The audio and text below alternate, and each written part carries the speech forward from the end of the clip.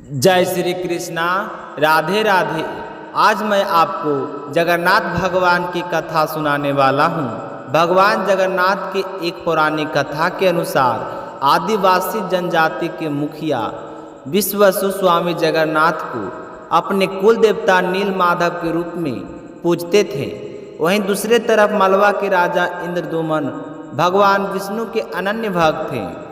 एक बार राजा इंद्रदुमन को सपना आया कि उत्कल में भगवान विष्णु अपने श्रेष्ठ स्वरूप में मिलेंगे। राजा ने तुरंत कई ब्राह्मणों को उस मूर्ति की खोज में अलग अलग दिशाओं में भेजा। इन्हीं ब्राह्मणों में से एक थे विद्यापति। भटकते हुए वह एक कबीले में पहुँचे, जहाँ उन्हें इस बात का पता चला कि यहाँ के सरदार भगवान विष्णु के नीलमाधव विग्रह की पूजा करते हैं। यह विग्रह एक घने जंगल के बीच किसी पहाड़ी में गुप्त स्थान पर विराजमान है। विद्यापति ने मूर्ति पाने के लिए मुखिया विश्ववसु की कन्या ललिता के साथ विवाह कर लिया। विवाह के कुछ दिन बाद विद्यापति ने ललिता से नीलमाधव के दर्शन की इच्छा प्रकट की। ललिता ने अपने पिता से यह बात बताई और कहा कि उनके पति विद्यापति को नीलमाधव के दर्शन करा दें। विश्ववसु इसके लिए राजी नहीं थे, लेकिन बेटी के हठ के आगे हार गए। उन्होंने शर्त रखी कि वे विद्यापति को नीलमाधव के दर्शन करा देंगे, लेकिन इसके लिए विद्यापति को पूरे रास्ते अपनी आंखों पर पट्टी बांध कर रखनी होगी। विद्यापति इसके लिए तैयार हो गए।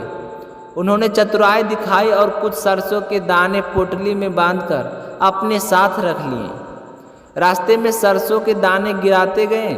बाद में सरसों के दाने को देखते हुए विद्यापति गुफा में पहुंच गए और मूर्ति को चुराकर भाग गए। यही मूर्ति आज जगन्नाथ धाम में विराजमान है।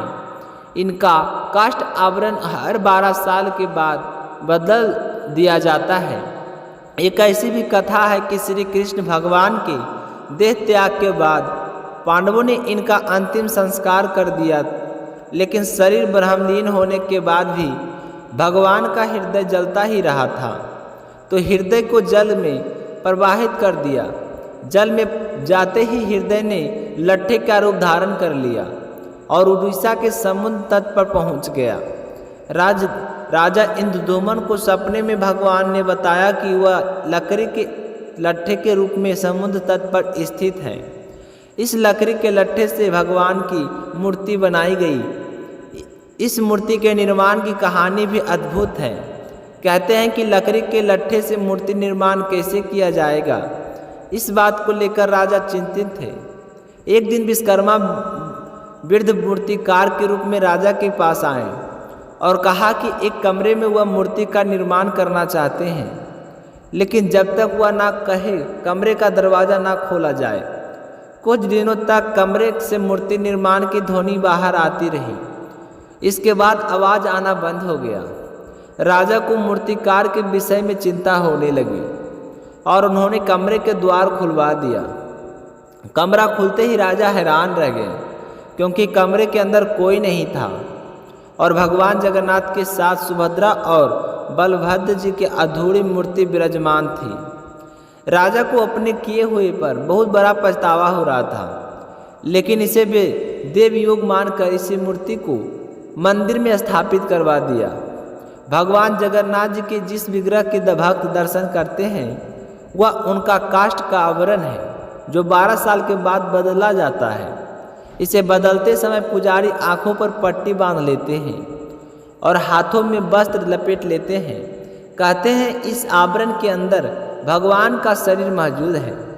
मान्यता है कि इन्हें देखने वाले की मृत्यु हो जाएगी, इसलिए आज तक मूर्ति के अंदर मौजूद तत्व को कोई देख नहीं पाया था। तो यह थी उड़ीसा स्थित जगन्नाथ मंदिर के जगन्नाथ भगवान की कथा। उम्मीद है आपको यह कथा अच्छी लगी होगी। अगर आपको कथा अच्छी लगी हो तो कमेंट सेक्शन में भगवान जगन्नाथ की जय हो जरूर लिखना और मीनू भक्ति चैनल को सब्सक्राइब जरूर करना। मिलते हैं अगली वीडियो में, तब तक अपना ख्याल जरूर रखना। जय श्री कृष्णा। राधे राधे।